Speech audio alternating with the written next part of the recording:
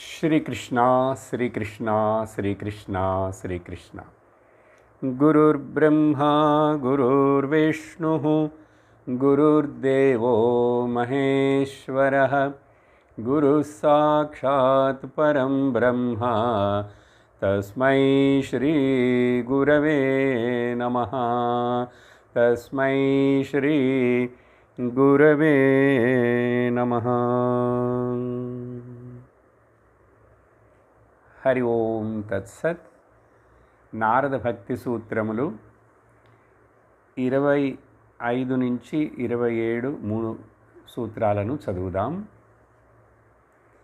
సాతు కర్మ జ్ఞాన యోగేభ్యః అపి అధికతరా ఫలరూపత్వాత్ ఈశ్వరస్య అపి అభిమానద్వేషిత్వాత్ దైన్యప్రియత్వాత్ చ. గడచిన సత్సంగంలో ఈ 27వ సూత్రాన్ని మనం విచారణ చేస్తున్నాము. నిజముగా చెప్పాలంటే ఈ భక్తి అనేటువంటిది కర్మయోగమున కంటే, ఉపాసన యోగమున కంటే, రాజయోగమునకు కంటే, జిజ్ఞాసు సాధనా భక్తి కంటే చాలా గొప్పది, అధికతరమైనటువంటిది అని చెప్పి అక్కడ జ్ఞానం అనే పదాన్ని ఎలా అర్థం చేసుకోవాలి, అప్పుడు భక్తి గొప్పదా జ్ఞానం గొప్పదా అనేటువంటి ఆ విచారణ, ఆ డిస్కషన్ మనకు రాకూడదు. భక్తి జ్ఞానములు అసలు వేరు కాదనే విషయాన్ని మనం అర్థం చేసుకోవడానికే ఈ నారద భక్తి సూత్రాలను ఇంత లోతుగా మనం చదువుతున్నాం. దాని యొక్క ఫలమే అంత గొప్పదిగా ఉన్నది కాబట్టి 4 పురుషార్థాలలో సాధించవలసినటువంటిది చివరి పురుషార్థం మోక్షము. ఆ మోక్షమే ఈ పరాభక్తి లేక అద్వైత భక్తి. భక్తి అంటే విభజన లేనిది అని అర్థం. ఏకమైనటువంటి ఆ బ్రహ్మతత్వమును తెలుసుకొనుట అనేటువంటిది భక్తి. అలా చెప్పి ఎందువలన ఇది చాలా గొప్పది, దాని ఫలమే అంత గొప్పదిగా ఉంది, వేరే ఫలమేమి లేదు, భక్తే ఫలం, భక్తియే సాధనం, భక్తియే సాధ్యం. అది ఈశ్వరుడికి ఆ శుద్ధమైనటువంటి అచంచలమైనటువంటి ఏకాంతమైనటువంటి భక్తి చేసేవాళ్ళంటే, ఆ భక్తి అంటే ఆ ఈశ్వరుడికి కూడా ఇష్టం. అభిమానం పడేటువంటి వాళ్ళు, అహంకారంతో ఉండేటువంటి వాళ్ళంటే ఈశ్వరుడికి ఇష్టం ఉండదు అని చెప్పి ఈ విషయాన్ని మనం విచారణ చేస్తున్నాము. దానికి చాలా పాయింట్స్ని ఆల్రెడీ చెప్పాను. ఈశ్వరస్య అపి అభిమాన ద్వేషిత్వాత్. దానికి ఒక జీవుడు తను శరీరం అనుకుంటూ తాను అహంకారముతోటి, గర్వముతోటి అభిమానపడుతూ నేను చేస్తున్నాను, నేను సాధిస్తున్నాను, నా కొరకు, నా వాళ్ళ కొరకని అహంకార మమకారములు ఉన్నటువంటి ఆ భక్తుడిని భగవంతుడు సంతోషించడు చూసి. ఇక్కడ ద్వేషిస్తాడంటే భగవంతుడికి కూడా ద్వేషం ఉందా అనేటువంటి అర్థం తీసుకోకూడదు. ఆయన సంతోషపడ్డాడు. సరే, వీటికి ఎంత ఛాన్స్ ఇచ్చాను, నేను మనుష్య జన్మ ఇచ్చాను, భారతదేశంలో పుట్లేట్టు చేశాను, అన్ని శాస్త్రాలు ఉన్నటువంటి ఈ దేశంలో ఉంటూ ఇంతమంది గురువులు ఉన్న ఈ దేశంలో ఉండి కూడా ఇతడు ఏం చేస్తాం, సరే వాడు కొంతకాలం ఇంకా అట్లా తిరిగి ఏదో ఒక రోజుకి జిజ్ఞాసు భక్తుడవుతాడు. ఇప్పుడు వరకు ఆర్తభక్తుడుగాను అర్థార్థి భక్తుడుగా ఉన్నాడు. దానివలన తన ఆశల కోసమే నన్ను పూజిస్తాడు, ఆశిస్తాడు, ఆరాధిస్తాడని చెప్పి ఆయన సంతోషపడట. భగవంతుడి సంతోషం మన సంతోషమా, లేక మన సంతోషం కోసం భగవంతుడా అనే పాయింట్ని కూడా మనం విచారణ చేశాం. అప్పుడు ఒక విషయం చూడండి, లోకంలో మనుషులందరినీ గనక మనం విభజించి చూస్తే 2 రకాలుగా విభజించవచ్చు. ఒకటేమో భక్తులు, ఇంకొకటేమో అభక్తులు. భక్తి ఉన్నవాళ్ళు, భక్తి లేని వాళ్ళు. మరో విధంగా చెప్పాలంటే ఆస్తికులు, నాస్తికులు. ఈ నాస్తికులైనటువంటి భక్తి లేని వాళ్ళని గురించి అక్కడక్కడ తర్వాత చెప్తారు. ఒక పాయింట్ని జ్ఞాపకం చేస్తాను. భగవద్గీతలో ఇలా నాస్తికులుగా ఉండి నన్ను గౌరవించకుండా, పూజించకుండా, నా మీద నమ్మకం లేకుండా, నేను చెప్పే మాటలు వినకుండా ఉంటారు చూడు అర్జున, వాళ్ళందరూ ఆసురి రాక్షసి భావమును ఆశ్రయించి ఉన్నవాళ్ళు. ఆసురి రాక్షసి అంటే ఈ అసురులు రాక్షసులు అంటే పురాణాల్లో ఉన్నదని తీసుకోకూడదు. ఇప్పుడు లోకంలో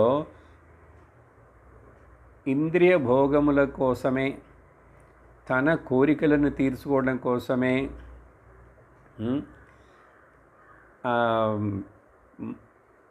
భౌతికవాదిగా ఉండేటువంటి వాళ్ళందరూ కూడా అసురులు రాక్షసులు, మెటీరియలిస్టిక్ పీపుల్ అండి. సరే, వాళ్ళని అట్లా పక్కన పెట్టేస్తాం. వాళ్ళ గతి ఏమిటంటే వాళ్ళు ఈ సంసార చక్రంలో ఇట్లా జనన మరణాలు, సుఖ దుఃఖాలనే దీంట్లో పడి తిరుగుతూనే ఇట్లా పయనిస్తూ ఉంటారు. ఈ భక్తుల విషయానికి వచ్చినప్పుడు కూడా మళ్ళీ ఈ భక్తుల్లో 2 రకాల భక్తులు ఉన్నారు. కొన్నిసార్లు 3 రకాలు అంటాం. భగవద్గీతలో అర్థార్థి, జిజ్ఞాసు, జ్ఞాని ఇలా చెప్పినా ఇప్పుడు మనకు అర్థమయ్యే కోసం నేను 2గా వివరించి చెప్తాను. ఒకటేంటంటే కోరికలతోటి భగవంతుణ్ణి పూజించేవాళ్ళు, అంటే ద డిజైరస్ డివోటీస్. ఇంకొక రకం ఏంటంటే కోరికలు ఏమీ అడగలేవు వాళ్ళకి, కోరికలు ఏమీ తీర్చడానికి కాకుండా భగవంతుని పూజిస్తారు, డిజైర్లెస్ డివోటీస్. ఒకళ్ళేమో కోరికలతోటి, ఇంకోళ్ళేమో కోరికలు లేకుండా. లోకంలో గమనించి చూస్తే 99.9 మంది ఈ కోరికలు వాళ్ళకేవో నెరవేరాలనే భక్తి చేస్తారు, భగవంతుడిని ఆరాధిస్తారు, పూజిస్తారు. ఎవరో ఇట్లా కొంతమంది ఈ శాస్త్రాన్ని విని గురువుని ఆశ్రయించి అర్థం చేసుకొని వాళ్ళు భగవంతుడి దగ్గర నుంచి ఏమీ అడగరు. ఇప్పుడు ఇక్కడ ఈశ్వరస్య అపి అభిమాన ద్వేషిత్వాత్ అంటే ఎవరిని గురించి చెప్తున్నారు? వీడు భక్తుడే, కానీ ఈ భక్తుడు కూడా అభిమానం ఉంది, అహంకారం ఉంది. నేను గొప్ప భక్తుడని భావిస్తాడు, లేక కోరికలు పెట్టుకొని ఆ భగవంతుడికి పూజలు చేస్తుంటాడు, ఆఫరింగ్స్ ఇస్తుంటాడు. ఇవన్నీ అది భగవంతుడికి నచ్చదు. దీనికి అనేక కారణాలు పోయిన సత్సంగంలో మాట్లాడాము. ఎందుకు ఆయనకేంటి నాకు అహంకారం ఉండే అంటే ఆయన చెప్తాడు, నువ్వు నేను వేరు కాదు, నేను ఆనంద స్వరూపుడిని. అప్పుడు నువ్వు ఆనంద స్వరూపుడిపై ఉండాలి కదా.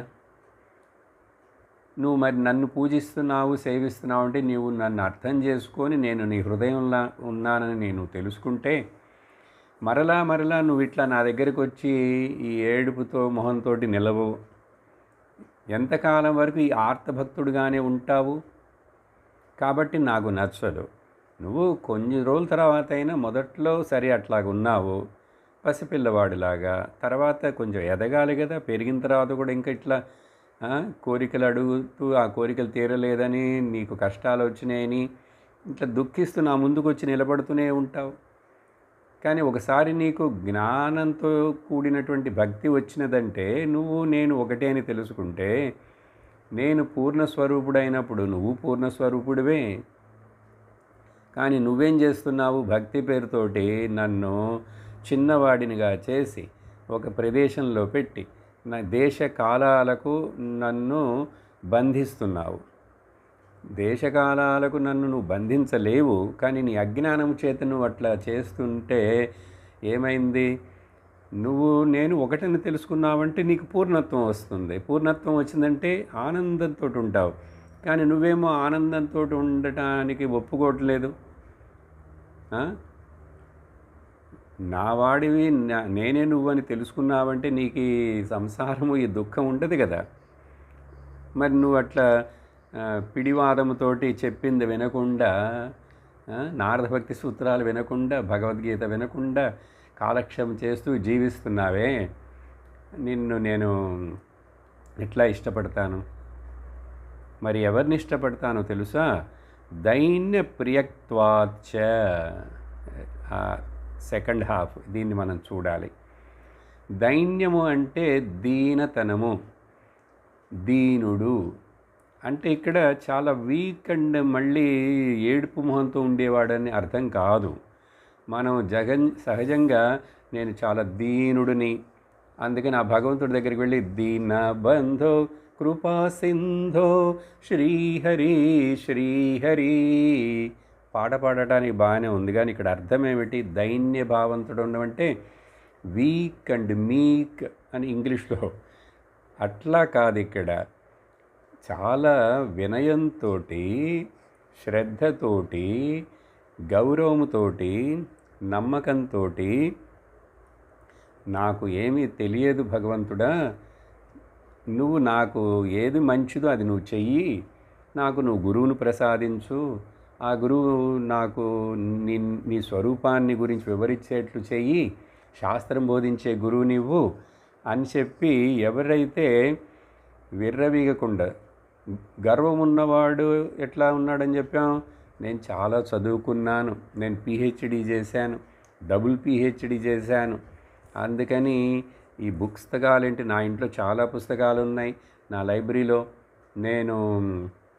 నాకు అనేక రకాల భాషలు వచ్చు, నేను ఎట్లా ఒకళ్ళ దగ్గరికి వెళ్ళి అక్కడ కూర్చొని ఇట్లా సత్సంగం అని ఇట్లా శ్రవణం చేస్తాను, నేనే చదువుకుంటాను, నేనే అర్థం చేసుకుంటానని ఇట్లా గురువుని ఆశ్రయించకుండా, శాస్త్రాన్ని సరైన పద్ధతిలో, సంప్రదాయ పద్ధతిలో వినకుండా, ఆ శాస్త్రం యొక్క తాళం ఎట్లా తెరవాలో తెలియదు, ఆ తాళం చేయి గురువు దగ్గర ఉంటుంది, ఆ తాళం చేయికి పేరు సంప్రదాయం.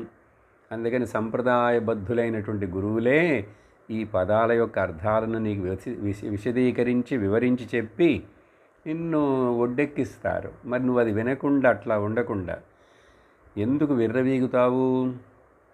నీలో అసలు వినయమే లేదు.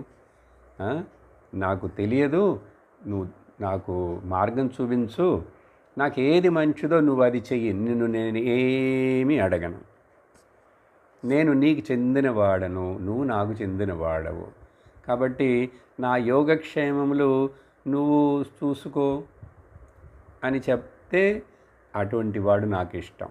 అదే కదా భగవద్గీతలో చెప్పాడు, ఫేమస్ శ్లోకం అందరికీ తెలుసు, అనన్యాశ్చింతయంతో మాం ఏ జనా పర్యుపాసతే తేషాం నిత్యాభియుక్తానాం యోగక్షేమం వహామ్యహం.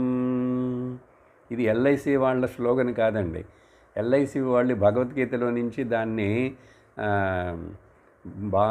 కిడ్నాప్ బారో చేశారు, తీసుకొని వాళ్ళ ఆఫీస్ ఎంబ్లంలో పెట్టుకున్నారు. యోగక్షేమం ఎల్ఐసి వాళ్ళండి చూస్తారు,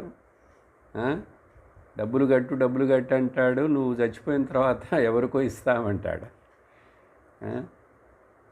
ఈ మనల్ని భయపెట్టి ఆ ఇన్సూరెన్సు ఈ ఇన్సూరెన్స్ అని చెప్పి, నిజమైన మన ఇన్సూరెన్స్ అంతా భగవంతుడితో ఉందండి. మన బంధం అంతా భగవంతుడితోటండి. మనం ఆధారపడవలసినటువంటిది ఆ భగవంతుడండి. కాబట్టి ఈ అభిమానము పడకుండా దైన్య భావంతో, ఈ దైన్య భావం అనేటువంటిది తప్పుగా అర్థం చేసుకోదు. ఎప్పుడు ఎంత దేవుడి దగ్గరికి వెళ్ళినప్పుడు ఆ కళ్ళమ్మ నీళ్ళు వస్తే ఏడిస్తే ఆ కథ వినేటప్పుడు అంత గొప్ప భక్తుడని అనుకోకూడదు. అవన్నీ బిగినింగ్ స్టేజ్లో ఒళ్ళు గగురు పొడుస్తుంది, కథ వింటుంటే ఆనందం వస్తుందంతా ఒకటే, కానీ నువ్వు బలహీనుడుగా అవ్వకూడదు. ఎమోషనల్గా బ్రేక్ డౌన్ బ్యాంక్రప్సీ ఉండకూడదు. అర్థమైందా?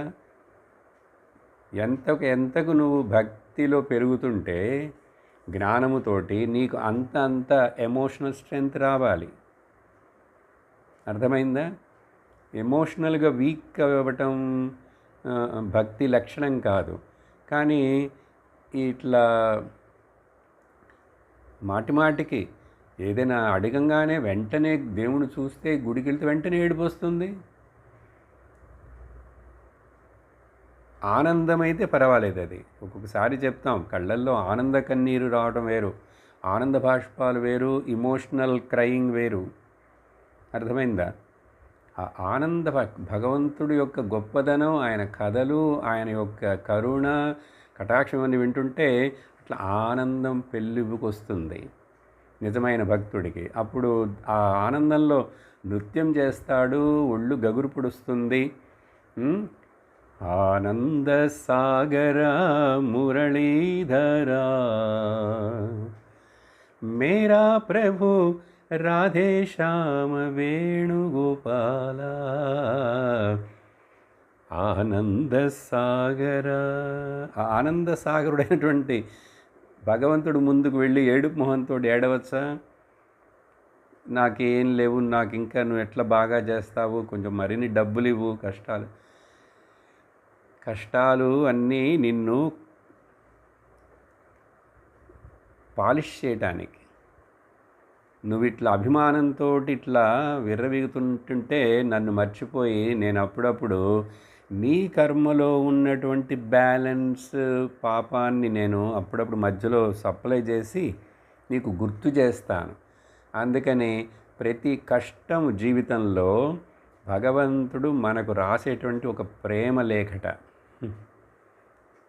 ఒక గొప్ప ఆచార్యుడు భక్తుడు చెప్తాడు, ఆయన ఇచ్చే ఒక్కొక్క కష్టం మనకు భగవంతుడు రాస్తున్న ప్రేమ లేఖ. నీ కష్టాలకు కారణం నీ అహంకారమే. నువ్వు ఎంత అహంకారపడతావో అంతగా నీకు దుఃఖం వస్తుంది బాబు. అందుకని నువ్వు దైన్యముతోటి అంటే వినయము, ముఖ్యముగా చాలా అణుకువతోటి ఉండటం, నా భక్తులను నన్ను నమ్మే వాళ్ళనందరినీ కూడా గౌరవంగా చూడటం. ఏ జ్ఞానిని, ఏ భక్తుడిని, ఏ భాగవతుడిని నువ్వు నిందించకూడదు. వాళ్ళు ఏ లెవెల్లో ఉండి ఎట్లా ఉన్నా కూడా. కాబట్టి అందరినీ ప్రేమించడం నేర్చుకో. అందరినీ ప్రేమించడం చేతకాకపోతే పర్వాలేదు, ఎవరిని ద్వేషించకు. చూసారా? ద్వేషించకు, నువ్వు ప్రేమించగలుగుతావో లేదో. That's why love ever and hate never. కాబట్టి దైన్య భావంతో ఉన్నటువంటి ఆ భక్తులు వాళ్ళు నాకు నచ్చిన వాళ్ళు కాబట్టి అని భగవంతుడి యొక్క భావన. అది ఇక్కడ నారదులు వారు చెప్తున్నారు. ఆ తర్వాత ఇప్పుడు 28వ సూత్రాన్ని చూస్తాం. తస్యాహ జ్ఞానమేవ సాధనమిత్యేకే. మరలా ఇప్పుడు కొంతమంది యొక్క అభిప్రాయాలని చెప్తున్నారు. కొద్ది రోజుల ముందు చెప్పారు కదా, ఆ పారాశర్యుడి యొక్క అభిప్రాయం ఏమిటి, గర్గుడి యొక్క అభిప్రాయం ఏమిటి, శాండిల్యుడి యొక్క అభిప్రాయం ఏమిటి. అలాగే ఇక్కడ ఎవరి పేరు చెప్పలేదు. కొంతమంది ఇలా భావిస్తారు. ఎట్లా భావిస్తారు, ఎలా అంటారు? ఆ భక్తి రావాలంటే, ఆ భక్తిలో పరిపూర్ణత పొందాలంటే దానికి సాధన మార్గం జ్ఞానమేవ, జ్ఞానం మాత్రమే సాధన అని చెప్పి కొంతమంది చెప్తారు. ఇది ఎలా అర్థం చేసుకోవాలంటే, ఇక్కడ జ్ఞానం అనే పదం ఏమిటంటే మాహాత్మ్య జ్ఞానం. ఇప్పుడు ఏదైనా విషయాన్ని నేను ఇష్టపడాలి అంటే దాన్ని గురించి మొదట నాకు కొంచెం తెలిసి ఉండాలి కదా. ఆ ఇన్ఫర్మేషన్ నాకు తెలిస్తే కదా దానిని ఇష్టపడతాను. అడ్వర్టైజ్మెంట్ చూస్తాను, బ్రోచర్ చూస్తాను, వాల్ పోస్టర్ చూసిన తర్వాత నాకు దాని మీద ఇష్టం అవుతుంది కదా. అప్పుడు నీకు ఇన్ఫర్మేషన్ రావాలి. ఆ ఇన్ఫర్మేషన్ ఇక్కడ జ్ఞానం అంటున్నారు. సాంస్క్రిట్లో చెప్పాలంటే మాహాత్మ్య జ్ఞానం. భగవంతుడి యొక్క మాహాత్మ్యం లేక భక్తి యొక్క గొప్పదనం అనేటువంటిది నీకు తెలిస్తే కదా. ఆ తెలుసుకోవటం అనేటువంటి ఇన్ఫర్మేటివ్ నాలెడ్జ్కి పేరు ఇక్కడ జ్ఞానమేవ సాధనం అన్నారు. అంటే మొదట నువ్వు వినాలి, తెలుసా?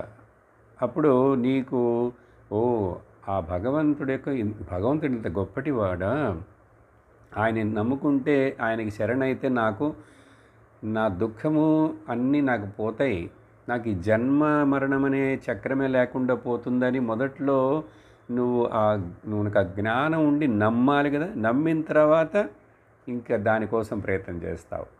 ఇప్పుడు ఇక్కడ ఏమిటంటే ఒక లాజికల్ ఇది. ఇక్కడ కోరిక ముందా జ్ఞానం ముందా?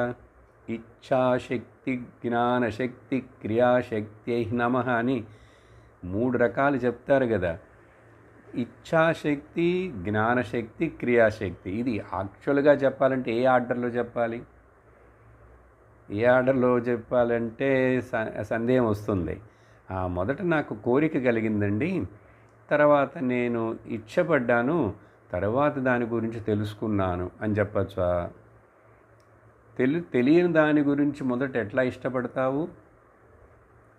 లేక నేను తెలుసుకున్నాను మొదట, ఆ తర్వాత దాన్ని ఇష్టపడ్డాను, తర్వాత దాన్ని పొందేందుకు ప్రయత్నం చేస్తాను. సంస్కృతంలో ఎట్లా చెప్తామంటే మొదట జానాతి తెలుసుకున్నాను, దెన్ ఇచ్చతి కోరుకున్నాను, దెన్ యతతి ప్రయత్నిస్తాను దానికోసం. ఇప్పుడు మొదట పక్కింటి ఆవిడ ఎవరో కొత్తగా ఒక చీర కొన్నది, ఒక పండుగకి కొత్త డిజైన్ ఆవిడ చూపించింది, నాకు చెప్పింది, ఇన్ఫర్మేషన్ అంతా ఇచ్చింది, ఈ కొట్లో ఉంటుంది, దీని వెల ఇంత అని చెప్పి. మొదట అది విషయం తెలిసిన తర్వాత నాకు కూడా కొనుక్కోవాలని కోరిక వచ్చింది. ఇంకా దానికోసం డబ్బులు అరేంజ్ చేసుకుంటాను, ఆ కొట్టు ఎక్కడని తెలుసుకుంటాను, వెళ్ళి కొనుక్కుంటాను. ఇప్పుడు ఇది కరెక్టా? లేక నాకు మొదట తెలియదు కానీ కోరిక వచ్చింది. ఇప్పుడు ఒక పిల్లవాడు పిల్లకి పెళ్ళి అవుతున్నదంటే, పెళ్ళి అవ్వటానికి ముందు నాకు పిల్లవాడు గురించి తెలుసు, ఆ తర్వాత ఆ అబ్బాయిని గురించి తెలుసుకున్న తర్వాత నాకు నచ్చాడు కాబట్టి నేను కోరుకుంటున్నాను. లేదు నేను ఊరికినట్లు జస్ట్ కోరుకున్నాను, ఆ తర్వాత తెలుసుకున్నాననే. ఇది ఎట్లా చెప్పినా కూడా కొంచెం పితలాటకంగానే ఉంటుంది. కాబట్టి ఎవరు కూడా తెలియకుండా కోరుకోకుండా ఏది చెయ్యరు. కానీ కొన్నిసార్లు దాని గురించి నాకు తెలియదు, కానీ అది నేను చేయాలని అనుకోలేదు, కానీ చేసేసాను. ఈ కన్ఫ్యూషన్ ఉందా లేదా? ఇక్కడ అట్లాగా జ్ఞానమేవ అంటే సరే, లేక మనం అద్వైత జ్ఞానమే, ఈ శాస్త్రం బోధించే జ్ఞానం, ఇది కూడా ఇట్లా తీసుకుందాం. ఇప్పుడు మీరు ఇది వినటం వల్లనే కదా అసలు మీకు ఇట్లాంటి భక్తి నాలో కూడా కలగాలని ఆశ వస్తున్నదా లేదా? లేకపోతే ఇన్ని సంవత్సరాలలో మీ జీవితంలో ఇలాంటి భక్తి అంటే అసలు ఇదా? నేను ఇంతవరకు తెలుసుకోనే లేదే, ఎప్పుడు వినలేదే.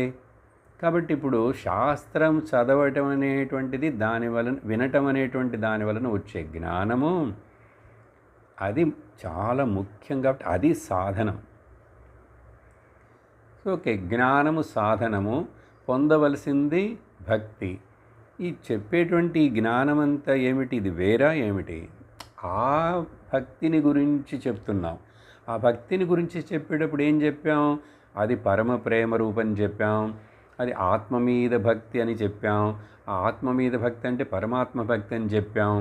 ఇవన్నీ అర్థమైనవి నాకు ఇప్పుడు. కాబట్టి మొదట నాకు ఆ జ్ఞానము వినటం వలన, తెలుసుకోవటం వలన అది నాకు సాధనమైందని ఒక ఆయన చెప్తాడుట.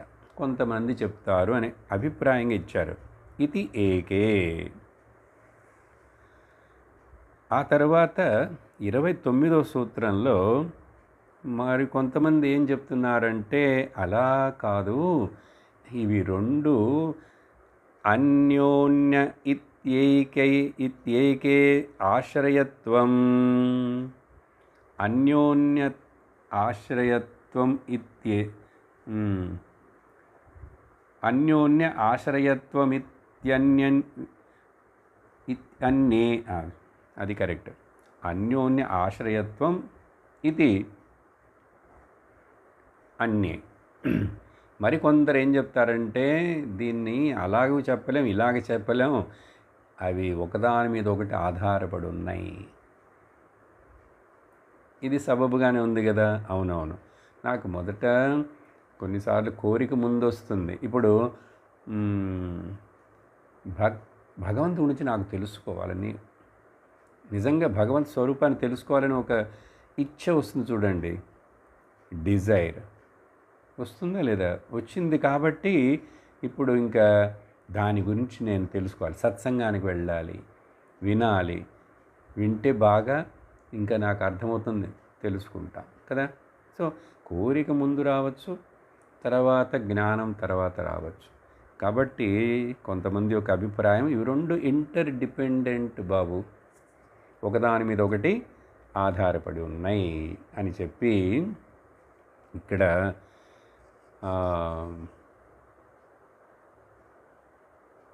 ఈ మొదట కారు కొనాలి అంటే ఆ కారు గురించి నాకు తెలిసి ఉండాలి. తెలుసుంటే మొదట కారు కొనాలనేది కోరిక, కానీ ఏ కారు కొనాలనేటువంటిది తర్వాత ఇన్ఫర్మేషన్. చూసారా? ఆ తర్వాత ఈ కారు మంచిదిట, ఇది తక్కువ రేటుట అని చెప్పి దాని యొక్క ఫీచర్స్ అన్నీ చూస్తాం. అది తర్వాత ఇది తప్పకుండా కొనాల్సిందే అనే కోరిక వస్తుంది కదా. అలా కాబట్టి ఈ రెండు ఒకదానికొకటి ఆధారపడి ఉన్నాయి. ఎందువలన ఇట్లా చెప్తున్నారంటే, ఇప్పుడు జ్ఞానం సాధన అని చెప్పారు కదా ఇక్కడ. అప్పుడు సాధించవలసిందేమిటి? సాధించవలసింది కూడా జ్ఞానమే. ఒకవేళ భక్తియే సాధనము, భక్తే గమ్యం, అది కూడా చెప్పాం ఆ పాయింట్. ఇక్కడ ఏంటంటే సాధన సాధ్యములు రెండు ఒకే విషయం, సాధన సాధ్యం. ఇది జ్ఞాన విషయంలో తీసుకుంటే వేదాంతంలో నేను ఏం తెలుసుకోవాలి? భగవంతుని తెలుసుకోవాలని చెప్పి భగవంతుడిని బయట పెడితే ద్వైతం అయిపోతున్నది. అది ఆయన సపరేట్ చేస్తున్నాం, అదే కదా ఆయనకి నచ్చలేదు. దాన్ని నన్ను దూరంగా పెట్టేస్తావు నువ్వు. చెప్పటానికి చెప్తావు దేవుడు అంతటా ఉన్నాడని, అప్పుడు మరి నీ హృదయంలో ఉంది ఎవరు? అదేంటి తెలుసుకో, వెతుకు. అప్పుడు నిన్ను నువ్వే తెలుసుకోవాలి, నిన్ను నువ్వే తెలుసుకోవాలి. నువ్వు సాధనం, తెలుసుకోవాల్సింది ఎవరు? నువ్వు నిన్నే. సాధన సాధ్యం ఒకటైపోయినాయే. చూసారా? ఈ విషయంలో మాత్రమే, ఈ పూర్ణ శుద్ధ పరాభక్తి లేక అద్వైత జ్ఞానంలో మాత్రమే ఈ విషయం అప్లై అవుతుందండి. దీన్ని ఇంగ్లీష్లో చెప్పాలంటే సులభంగా మొదట ఏంటంటే నేను సబ్జెక్ట్, అన్ని ఆబ్జెక్ట్స్ని తెలుసుకుంటున్నాను కాబట్టి నేను ఎప్పుడు సబ్జెక్ట్గానే ఉంటాను. నాకు అన్నీ తెలుస్తున్నాయి, అది తెలిసేవన్నీ ఆబ్జెక్టులు, నేను సబ్జెక్ట్. నాకు ఆ వస్తువు తెలుసు, ఈ వస్తువు తెలుసు, వాళ్ళు తెలుసు, వీళ్ళు తెలుసు, ఇంకా నాకు అది తెలియదు అని కూడా తెలుసు. చూసారా? తెలియదనేది కూడా తెలుస్తున్నది. కాబట్టి నేనే సబ్జెక్టుగా ఉన్నాను. తర్వాత నాకు అజ్ఞానం ఉన్నదని నాకు తెలుసు, నాకు కొంచెం ఇప్పుడు అర్థమవుతున్నదని నాకు తెలుసు. కాబట్టి ఎప్పుడు సబ్జెక్ట్గా ఉంటాను నేను. మిగతావన్నీ నా చేత తెలుసుకోబడేవన్నీ ఆబ్జెక్ట్గా ఉన్నాయి. కానీ ఎప్పుడు నా దగ్గరికి అద్వైత జ్ఞాన విషయం భక్తి విషయానికి వచ్చామో, పరమాత్మ జీవాత్మ అని ఇక్కడ తెలుసుకోవాలని ఆశించే జీవాత్మను, నేను సాధకుడిని, తెలుసుకోవాలని అనుకునేటువంటి ఆ పరమాత్మ సాధ్యం రెండు ఒక్కటే. లేక ఇలా చెప్తే the knower me and want to know is also me only. చూసారా, subject object difference has gone dissolved. దాన్నే సాధన సాధ్య భేదం లేదు. మిగతా అన్ని విషయాల లోకంలో డిఫరెంట్ అవుతాయి. నువ్వు సపోజ్ భక్తిని భగవంతుడిని కూడా ఇట్లా ఆబ్జెక్ట్గా చేసావంటే, ఈ పాయింట్ ఇంతకుముందు డిస్కస్ చేసిందే, ఇప్పుడు సందర్భం కాబట్టి జ్ఞాపకం చేస్తున్నాను. ఇది చాలా ముఖ్యం ఈ పాయింట్. నేను ఎప్పుడు భగవంతుణ్ణి ఇంకొకడుగా, ఇంకొక వస్తువుగా, ఇంకొక మనుషుడుగా, ఇంకొక చోట ఉన్నాడు, ఇలా ఆయన్ని దూరం పెట్టానంటే అప్పుడు ఆయన ఆబ్జెక్ట్ అయిపోతాడు. ఎప్పుడు కూడా subject is more important than the object. ఆబ్జెక్ట్లన్నీ మారుతాయి, దేవుళ్ళ పేర్లు మారుతాయి, దేవుడి యొక్క రూపాలు మారుతాయి, కానీ సబ్జెక్ట్ అయిన నేను మారుతున్నానా? అప్పుడు మారని వస్తువు అయినటువంటి అది కావాలా, మారుతూ ఉన్నటువంటి వస్తువులు కావాలా? లేదండి, దేవుడు కూడా మారేవాడు కాదు, ఆయన కూడా ఒకే వస్తువు అంటే, ఆయన ఒక్కటి మాత్రమే ఉన్నాడంటే, మరి అప్పుడు నువ్వెవరు? ప్రశ్న వస్తుంది కదా. సహజంగా ఏం చెప్తారంటే, there is only one God, ఒకే ఒక్క దేవుడు ఉన్నాడు అనేది ఒక స్టేట్మెంట్. ఓకే, అది కొంతవరకు కరెక్టే. కానీ ఇంకా కరెక్ట్ అయినటువంటి స్టేట్మెంట్ ఏమిటో తెలుసా? దేవుడు మాత్రమే ఉన్నాడు. There is only God, not only one God. అంత వన్ కూడా ఎందుకు? There is God alone. ఇంకా హయ్యర్ స్టేట్మెంట్ ఏమిటంటే, God alone is there in a I myself is that Paramatma. I myself is the Paramatma. ఇదే చాలా పెద్ద obstacle. ఇది చెప్తే దీనికి అగెనెస్ట్ అవుతాం. ఎందుకంటే భక్తిలో ఇదేంటో వ్యతిరేకంగా చెప్తున్నట్లు ఉంటుంది. అందుకని వేదాంతపరముగా భక్తిని వివరించి ఇలా చెప్తామంటే ఇది నచ్చదు జనానికి. చాలా కష్టం ఇది జీర్ణించుకోవటం. నువ్వు పరమాత్మవి, ఆ సబ్జెక్టు నువ్వే, అది ఒకటే. పరమాత్ముడు అనేటువంటిది, బ్రహ్మం అనేటువంటిది, కాన్షియస్ అనేటువంటిది ఒక్కటే. ఏకమేవా ద్వితీయం నేహ నానాస్తి కించన అని చెప్పింది కదా ఉపనిషత్తు. ఆ ఒక్కటేంటంటే బ్రహ్మము, మిగిలినవన్నీ బ్రహ్మము చైతన్యము చేత తెలుసుకోబడేటువంటి అన్ని జడ వస్తువులు, పదార్థములన్నీ కూడా కల్పన మాత్రమే. కాబట్టి అవి మిథ్య. ఇక్కడ ఈ చిన్న శరీరంలో బుద్ధిలో ఉంటూ జీవుడుగా అనుకుంటూ ఎవరైతే తెలుసుకుంటున్నాడో కాన్షియస్ బీయింగ్, ఇతడు ఉనికితోటి ఉన్నవాడు, ఎరుకతో ఉన్నవాడు ఉన్నాడు, ఎరుకతో ఉన్నాడు. ఉనికి ఎరుక రెండు ఒకటే. అది ఒకటి సపరేట్గా ఉండదు. ఉన్నది కానీ తెలియదంటే, ఈ క్లిప్పుకి అది ఉన్నది కానీ అది ఉన్నదని దానికి తెలియదు. క్లిప్ ఉన్నదని కూడా నాకు తెలుస్తుంది. చూడండి, ఉన్నది అని తెలుస్తుంది నాకు, లేనిది అని తెలుస్తుంది. కాబట్టి ద కాన్షియస్ బీయింగ్, నేను ఎరుకతోటి ఉన్నాననేటువంటిది ఉనికి. ఎరుకతో ఉన్న నేనే సబ్జెక్ట్ అప్పుడు. కానీ ఈ ఎరుక, ఈ ఉనికి, ఇది అనంతం. అన్లిమిటెడ్, సర్వవ్యాపకం, సారం సత్యం. ఏక నిత్య సార సత్య వస్తు అహం. ఈ అహం ఆత్మ, ఒకే ఆత్మ. పర, జీవ ఈ పదాలు తీసేయాలి.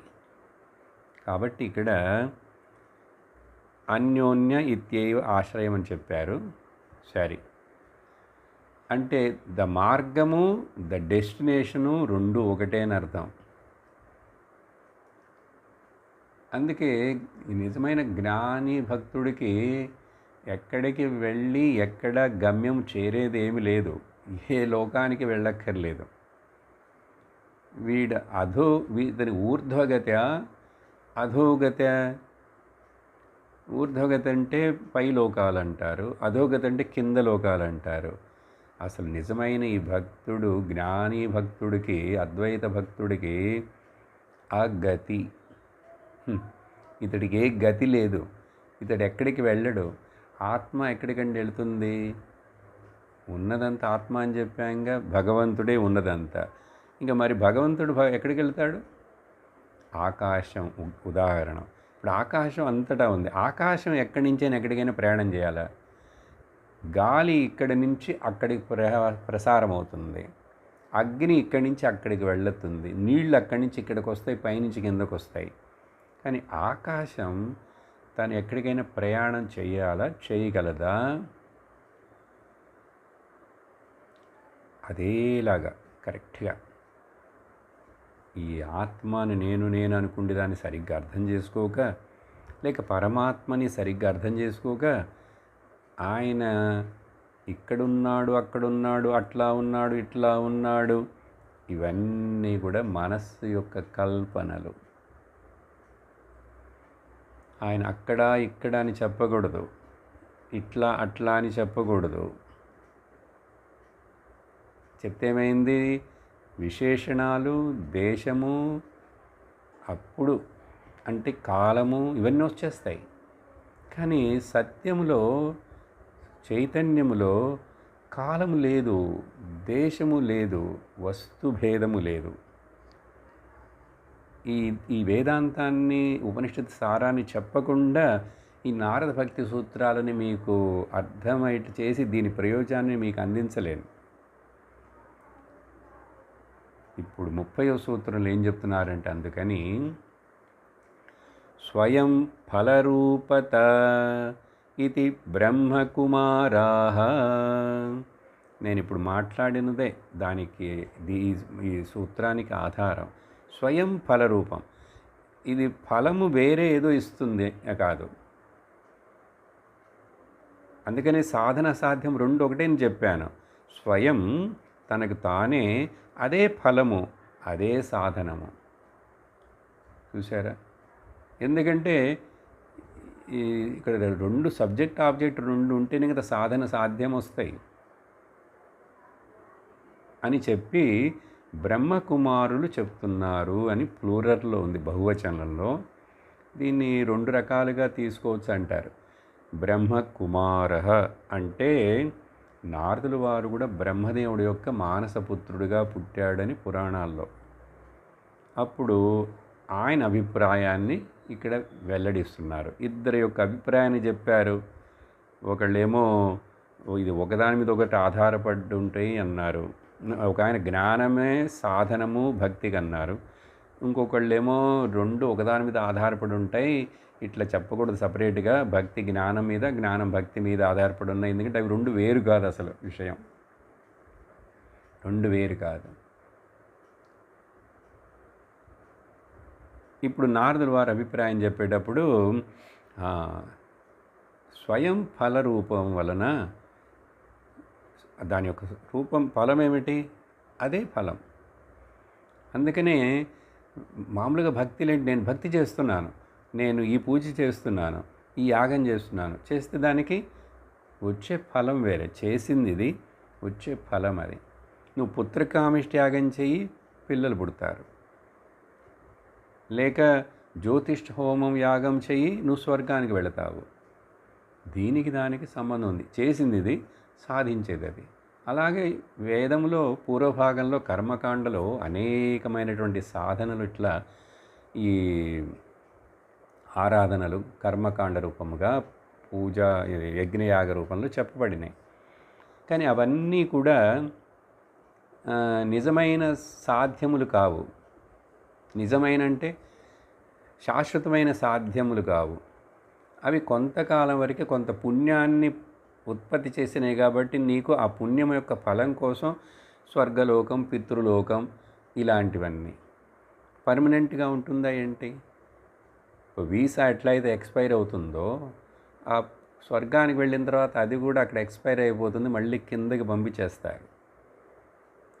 అందుకని గీతలో భగవంతుడే చెప్పాడు ఈ విషయాన్ని. ఆ బ్రహ్మలు భువనాన్ లోకాహ పునరావర్తినోర్జున. నువ్వు బ్రహ్మలోకం వరకు వెళ్ళినా కూడా జ్ఞానము పొందకపోతే, బ్రహ్మదేవుడి దగ్గర క్లాసెస్ అటెండ్ అవ్వకుండా, క్రమముక్తి కూడా పొందకుండా వేరేదో తపస్సు చేశాను, బ్రహ్మలోకానికి వెళ్ళాను, బ్రహ్మదేవుడు ప్రత్యక్షమైనాడు. ఎవరికి? హిరణ్యకశిపుడికి. బ్రహ్మదేవుడు ప్రత్యక్షం అవటం అంటే బ్రహ్మలోకం ప్రత్యక్షమైనట్లేగా. మరి ఏం కోరుకున్నాడు? చివరికి ఏం పొందాడు? చూసారా? అందుకని ఏదైనా వేరే కోరుకున్నాడు, ఎన్నిటేంటో కోరుకున్నాడు, కానీ మళ్ళీ రాక్షస స్వభావంతో ఉండి భగవంతుడి చేతిలోనే మరణించాడు కదా. ఎంతోమందిని కష్టపెట్టాడు, దుర్మార్గమైన పనులన్నీ చేశాడు. బ్రాహ్మణులను, వేదం చదివేవాళ్ళను, గోవులను, స్త్రీలను, అందరినీ. ఇలా ఆ గమ్యం అదే, రెండు వేరుగా ఉంటాయి. కానీ ఈ విషయంలో సబ్జెక్ట్ ఆబ్జెక్ట్ ఒకటి, సాధన సాధ్యం ఒకటే. ఫలం వేరు, సాధన వేరు కాదు. అది కదే ఫలము, అది కదే సాధ్యము. చూడండి, అందుకని ఇక్కడ nothing to do, nowhere to go.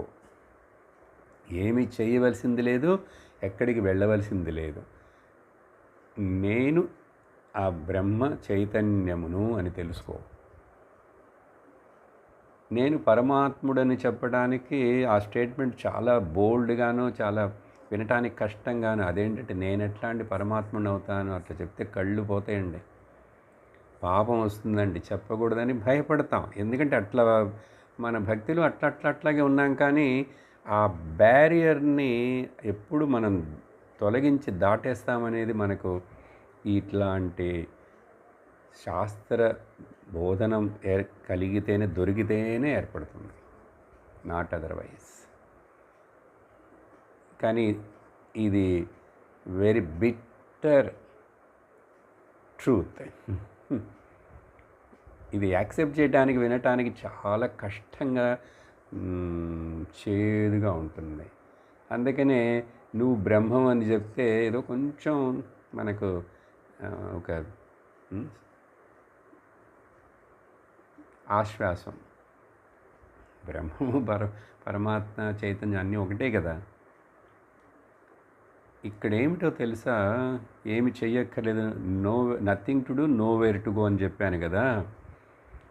దీనికి సంస్కృతంలో వేదాంత అధ్యయనంలో ఇలా చెప్తారు, 4 పదాలు చెప్పి ఇది తెలుసుకుంటే మంచిది.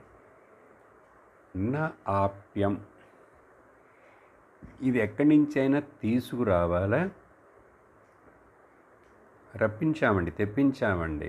అమెజాన్లో ఆర్డర్ ఇచ్చాం, ఆ దేశాన్ని నుంచి దిగుమతి చేసుకున్నాం. అట్లా ఆప్యం, you want to acquire it, ఎక్కడి నుంచైనా. ఇక్కడ లేదంటేనే కదా అక్కడి నుంచే తెప్పించుకుంటాం. ఇప్పుడు మన ఇంట్లో ఏదో వస్తువు లేదు, ఆర్డర్ ఇచ్చాం, అది కొరియర్లో వస్తున్నది. లేక మా దేశంలో తినే ధాన్యాలు తక్కువ ఉన్నాయంటే వాళ్ళకి ఆ గోధుమలని మనం అక్కడికి పంపిస్తాం. అక్కడ లేదు కాబట్టి ఇక్కడి నుంచి పంపించాం. అట్లా ఇది ఏదైనా పంపించడమో తెప్పించుకోవటమో నా ఆప్యం. రెండోది, సరే ఏదైనా క్రియేట్ చేయాలా, కొత్తగా క్రియేట్ చేయాలా, నా ఉత్పాద్యం. ఈ జ్ఞానము భక్తి అనేటువంటిది, ఈ బ్రహ్మము ఉనికి ఎరుక అనేటువంటిది కొత్తగా ఏదో కొత్తగా క్రియేట్ అవుతుందండి. ఎందుకంటే నేను ధ్యానం చేశాను కాబట్టి క్రియేట్ అయింది. ధ్యానం చేస్తే మనస్సులో ఉన్న ఆ చంచలత్వం పోతుంది కాబట్టి, మనస్సు నిలకడైంది కాబట్టి, మనస్సు శుద్ధమైంది కాబట్టి, అక్కడ ఉన్న వస్తువే తెలుసుకోబడింది. అందుకనే ఇది సిద్ధ వస్తువు. పరమాత్మ, ఆత్మ, బ్రహ్మం అనేది అది నేనే కాబట్టి అది ఎప్పుడూ ఉన్నది. అది ఎక్కడి నుంచి తెప్పించలేదు, ఆ తర్వాత దాన్ని ఉత్పత్తి చేయలేదు. We didn't produce it. అందుకనే ఇది ప్రాప్తస్య ప్రాప్తం. ఆల్రెడీ నీకు దొరికి ఉన్నది. నీకు దొరుకున్న దాన్ని నువ్వు నా దగ్గరే ఉందా, అది నేనేనా అని తెలుసుకుంటున్నావు. చూసారా? ఒక్కొక్కసారి ఈ కళ్ళజోడుని ఇట్లా తల మీద పెడతాం, పెట్టి మర్చిపోయి చదువుతూ వెతుకుదేదో కళ్ళజోడు ఎక్కడ అంటాం. ఇప్పుడు కళ్ళజోడిని ఎక్కడి నుంచైనా తెప్పించాలా, కళ్ళజోడిని పుట్టించాలా? No need to bring it from somewhere, no need to produce. కానీ ఏమిటిది అయింది, ఇక్కడే ఉన్నదని తెలుసుకోవాలి అంతే. ఇది పెట్టకలే ఇక్కడ అలా తాకితే ఇక్కడే ఉన్నదని తెలుసుకున్నాను. ఉన్నదాన్నే ఉన్నదని తెలుసుకున్నాను. మూడోది ఏం చెప్తారంటే, ఏదైనా సంస్కారం చేయాలా, నా సంస్కార్యం. సంస్కారం అంటే ఏంటి? ఉన్నది దాన్ని బాగా శుద్ధి చేయాలి. ఆ రాగి పాత్ర బాగా చిలుంబట్టి ఉన్నది, బాగా తోమాలి. ఆత్మను, పరమాత్మను, ఉనికి ఎరుకను నువ్వు ఏమి తోమక్కర్లేదు, దానికి ఏం సంస్కారం చేయక్కర్లేదు. మనుషుడికి పుట్టిన తర్వాత చివరికి అంత్యేష్టి, చనిపోయే ఆ సంస్కారం వరకు ఎన్నో సంస్కారాలు చేస్తాను చూడండి. నామకరణ సంస్కారం, చెవులు కుట్టే సంస్కారం, ముక్కు కుట్టే సంస్కారం, జంజాం వేసే సంస్కారం, అన్ని సంస్కారాలే. గర్భాధానం దగ్గర నుంచి సంస్కారం. అలా ఏదైనా దీన్ని శుద్ధిపరిచామా? దేనిని? మనసును శుద్ధిపరచాలి. ఇప్పుడు అద్దం బాగానే ఉంది, అద్దం మీద మట్టి ఉందండి. ఇప్పుడు నా మొహం బాగా అక్కడ తెలియాలంటే అద్దం మీద మట్టి తుడిచేస్తే చాలు, అద్దం ఆల్రెడీ ఉంది, నా ముఖము ఉంది. అలాగా సంస్కరించవలసిన అవసరము ఏది లేదు. సరే, దాంట్లో ఏదైనా వికారాన్ని పుట్టించాలా? ఇప్పుడు భూమిలో దొరికేటువంటి ఆ నల్లటి బొగ్గులాగా ఉండే ఏదో రాయి, దాన్ని బాగా వేడి చేసి ఏదో చేసి దాంట్లో నుంచి ప్రాసెస్ చేసి దాంట్లో నుంచి బంగారం తీస్తాడు. ఎంతో ప్రాసెస్ చేయాలి. అసలు అది చూడటానికి మొదట అది ఎవరైనా నమ్ముతారో దీంట్లో బంగారం ఉందంటే? ఎంత నల్లగా రాయి అట్లా ఉంటే చూసారా? దాంట్లో వికారాన్ని పుట్టించాలి. ఏదైనా వికారం ఏర్పడితే వస్తుంది. వికారం అంటే ఏంటి? ఉదాహరణ చూడండి, పాలున్నాయి, పాలని పెరుగు చేయాలంటే దాంట్లో 2 బొట్లు మజ్జిగ వేయాలి. వేస్తే ఇంకా ఆ పాలు పెరుగు అయిపోతాయి. ఇంకా మళ్ళీ పాలు మీకు దాంట్లో కనపడవు. దాన్ని మళ్ళీ పాలు చేయలేము, అది పెరుగుగానే ఉంటుంది. చూసారా? వికారం ఏర్పడింది. కాబట్టి బ్రహ్మము చైతన్యం అనేటువంటిది ఏ వికారము, ఏ సంస్కారము, ఏ క్రియేషను పుట్టించటము, తెప్పించటము, రప్పించటము, పంపటము ఇలాంటివి ఏమి లేవు అక్కడ. కాబట్టి అసలు నీకు కర్మకు ఈ మనస్సుకి ఇవన్నీ ఏవి పనులే లేవు. అందుకని జ్ఞాని నిజముగా అర్థమైనటువంటి ఆ పరభక్తుడు, జ్ఞాని భక్తుడు మౌనమైపోతాడు. అందుకనే మౌనాన్ని అంత గొప్పగా పొగిడే మౌనమే మౌనం వ్యాఖ్యా ప్రకటిత పరబ్రహ్మతత్వం యువానం అని చెప్పి ఎందుకు చెప్పారు? ఆ దక్షిణామూర్తి యొక్క దక్షిణ అమూర్తి. దక్షిణ అంటే ఇక్కడ సౌత్ సైడ్ ఫేస్ చేసి కూర్చుంటాడు ఆయన. ఆయన గుళ్ళల్లో ఆయన అట్లా పెడతారు, అదే వేరే విషయం. అది జస్ట్ ఒక నమ్మకం. అట్లా కాదు అది. దక్షిణ అంటే దానికి అర్థం జ్ఞానం. అమూర్తి అంటే రూపము లేనటువంటి. జ్ఞానానికి రూపం ఉందండి?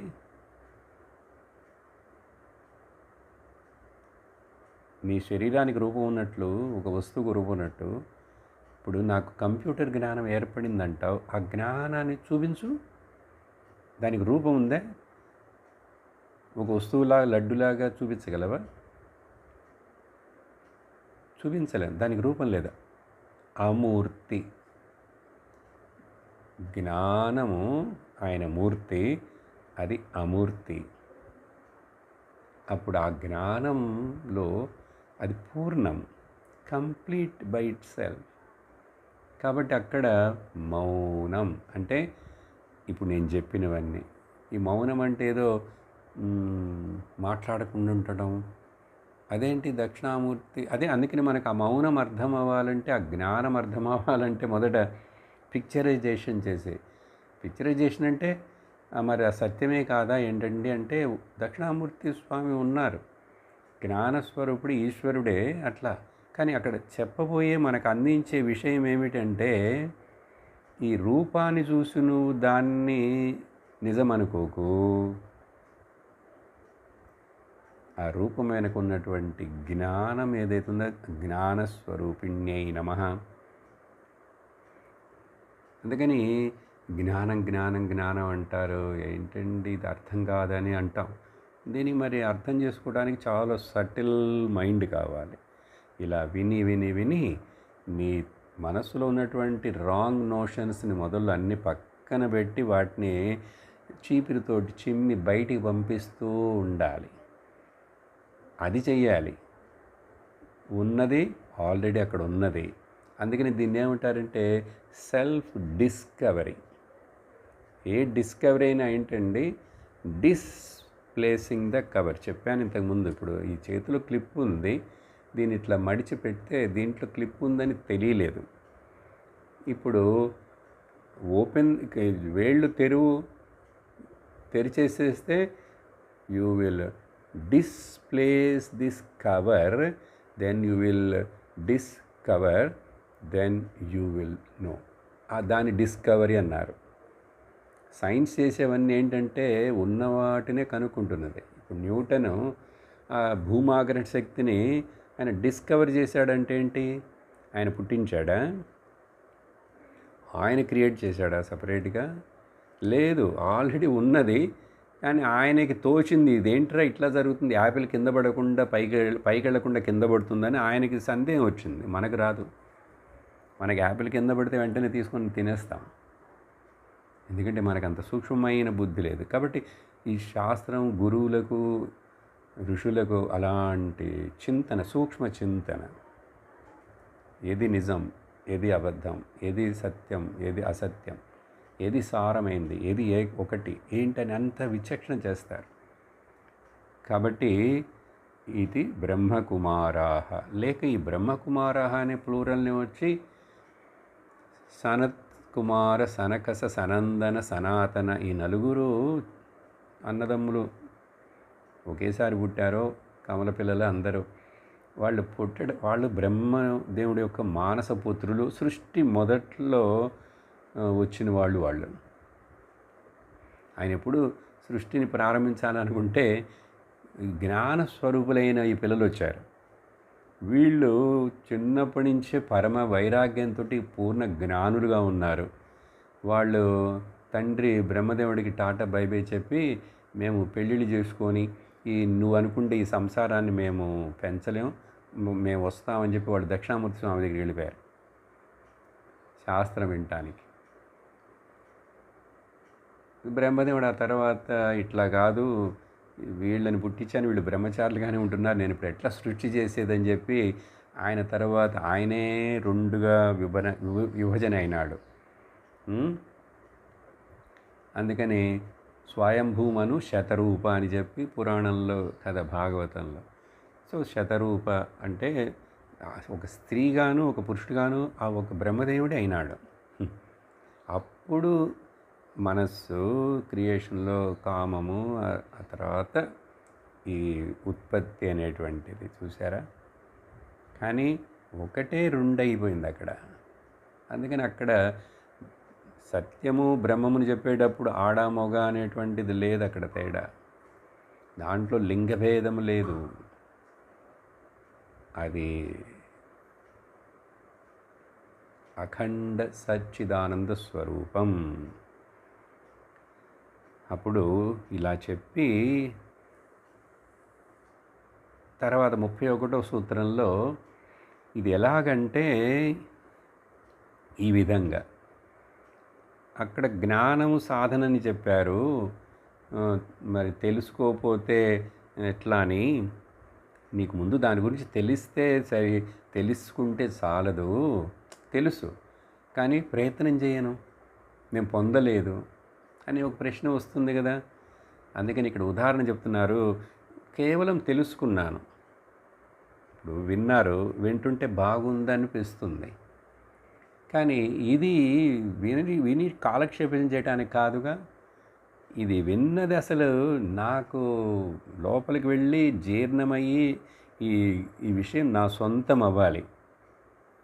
అందుకు కానీ ఇది ఏదో ఇన్ఫర్మేషన్ లాగా నేను అది విన్నాను, ఇది విన్నాను, అది తెలుసుకున్నాను, ఇది తెలుసుకున్నాను, నాకు చాలా తెలుసు అని చెప్పుకునేందుకు అకాడమిక్ క్వాలిఫికేషన్ కోసం కాదుగా ఇది. అందువలన నాకు దాని గురించి చాలా గొప్పది అనేది అది నాకు తెలుసు. సరే, సో వాట్, మీకేంటి ప్రయోజనం? ఇది ఎట్లాగంటే అని చెప్పి 31వ సూత్రంలో రాజగృహ భోజనాదిషు తథైవ దృష్టాంతః దృష్టత్వాత్. ఇది ఎలాగంటే ఊరికి తెలిస్తే చాలదు బాబు, మహావాక్యాలు తెలుసు, ప్రజ్ఞానం బ్రహ్మ, అయమాత్మ బ్రహ్మ, తత్వమసి, అహం బ్రహ్మాస్మి విన్నాను, క్లాసులు కూడా వెళ్ళాను, ఇవి తర్వాత అసలు అది నీ సొంతమైందా లేదా? నువ్వుగా ఆ జ్ఞానం బ్రహ్మం అయినావా? నేను బ్రహ్మమని నువ్వు తెలుసుకున్నావా లేదా? ఇట్లా ఉదాహరణ చెప్తాను చూడు. ఇది ఎలాగంటే రాజగృహం, రాజుగారు, ఈ రోజుల్లో రాజగృహం అంటే ఆ రాజులు లేరు, ఆ రాజుడు యొక్క ప్యాలెస్లు లేవు, కానీ రాజ్ భవన్ అని చెప్పచ్చు. గవర్నర్స్ బంగళా, గవర్నర్ బంగళా అట చాలా పెద్దదిగా ఉంటుంది, లోపల ఎన్నో గదులు ఉంటాయట, ఎంతో ఇదిగా ఉంటుందిట. అట్లానే ఎవరు చెప్పారు, విన్నాను అంటే అట్లాగే ఆ రాజుగారిని గురించి, మినిస్టర్ని గురించి నాకేంటి, విన్నాను, సో వాట్, తెలుసు, నాకు తెలిసి నువ్వెప్పుడైతే ఆ రాజు దగ్గర నుంచి నీకు గవర్నర్ దగ్గర నుంచి ఇన్విటేషన్ వచ్చి నువ్వు లోపలికి వెళ్ళి ఇన్విటేషన్లో కూర్చున్నా కూడా, ఎంతోమంది వచ్చినా కూడా నిన్ను ఆ గవర్నర్ గారు చూడాలి, నీ గొప్పదనాన్ని, నీ యొక్క సేవను మెచ్చుకొని ఆయన పద్మభూషణ పద్మశ్రీ అని ఏదో ఇచ్చి పిలిచేటప్పుడే నిన్ను గుర్తిస్తాడు కదా. ఇక్కడ ఏమిటంటే అర్థం, అలాగే ఆ రాజుకి నీవు పోయి సేవ చేశావంటే, ఆయనకి దగ్గర అయినావంటే, ఆయన నీ యొక్క సేవను చూసి మెచ్చుకొని, నీ బుద్ధిశాలితనాన్ని చూసుకొని మెచ్చి నీకు పారితోషికం ఇస్తాడు. అది మరి అప్పుడు ఎంతైంది? నువ్వు వెళ్ళాలి, అక్కడ ఉండాలి, సేవ చేయాలి. అలాగే ఇక్కడ అర్థం ఏమిటంటే, ఈ భోజనాదిషు అనేటువంటిది సపరేట్ వార్తగా వేరే వార్తగా తీసుకుంటే, ఎగ్జాంపుల్, ఒకవేళ రాజుగారి గృహంలో భోజనం అంటే ఇట్లా ఉంటుంది అని తీసుకున్నాను, కరెక్టే. భోజనం ఆ విందు విందులో అక్కడ 100 రకాల రాజుగారింట్లోనే గవర్నర్ బంగ్లాలో డిన్నర్ అన్నారు. ఫారిన్ సెక్రటరీస్ మినిస్టర్లు అందరూ ఎన్ని ఉంటాయి, 100 రకాలైన ఉంటాయి. 100 మంది సర్వ్ చేస్తారట. అట్లా ఉంటుంది, ఇట్లా ఉంటుంది, అంత రుచిగా. కానీ విన్నావు, ఏంటి ప్రయోజనం? నువ్వు వెళ్ళి తినేంత వరకు నీకు ఆ అనుభవం నీ సొంతం కాలేదు కదా. పరోక్ష అనుభవంగానే ఉంది కానీ ప్రత్యక్ష అనుభవం రాలేదు. అందుకని జ్ఞానం అనేటువంటిది ఇన్ఫర్మేషన్ కలెక్షన్ కాదండి, అది అపరోక్ష జ్ఞానం అవ్వాలి. It should become a direct experience of me, for me. అందుకని 2 ఉదాహరణలలో చెప్పినట్లుగా అది మనకు లోకంలో తెలిసిందే, అర్థం చేసుకోవచ్చు. అదేవిధంగా నాకు తెలుసుకున్నంత మాత్రాన, భగవంతుడి యొక్క కథ విన్నంత మాత్రాన ఆ శ్రీమన్నారాయణ ఇంత గొప్పవాడు అని ఏవేవో వింటుంటే విని నువ్వు ఆనందిస్తావు, కానీ నీకు ఆ భగవద్ అనుభూతి ఏర్పడిందా? బ్రహ్మ అనుభూతి నీకు ఏర్పడిందా? నువ్వు మౌనమైనావా? ప్రపంచోపశమం ఏర్పడిందా నీ లోపల? ఏ తాపత్రయం లేకుండా నువ్వు ఉండగలుగుతున్నావా? కాబట్టి 2 ఉదాహరణలు ఇచ్చి, రాజగృహ భోజనాదిష్ అంటే రెండింటిని ఒకే రకంగా తీసుకోవచ్చు. లేకపోతే మెనూ చూస్తాం, హోటల్కి వెళ్ళి అక్కడికి వెళ్ళి, లేక దూరం నుంచి అన్నీ చూశాను, అక్కడ ఏదో 20 రకాలు తిండి పెట్టారు. కానీ నేను పోయి అవి తీసుకొని తినే వరకు నా ఆకలి తీరుతుందా? తీరదు. అందుకని తప్పనిసరిగా తెలుసుకున్నంత మాత్రాన చాలదు, నువ్వే అది అయిపోవాలి, నువ్వు దాన్ని పొందే వరకు అని చెప్పి ఉదాహరణ ఇచ్చారు. ఈరోజు ఇంతటితోటి ఆపేస్తాం. ఓం పూర్ణమదః పూర్ణమిదం పూర్ణాత్ పూర్ణముదచ్యతే పూర్ణస్య పూర్ణమాదాయ పూర్ణమేవావశిష్యతే. ఓం శాంతి శాంతి శాంతి. హరి ఓం శ్రీ గురుభ్యో నమః. హరి ఓం. హరి ఓం తత్సత్.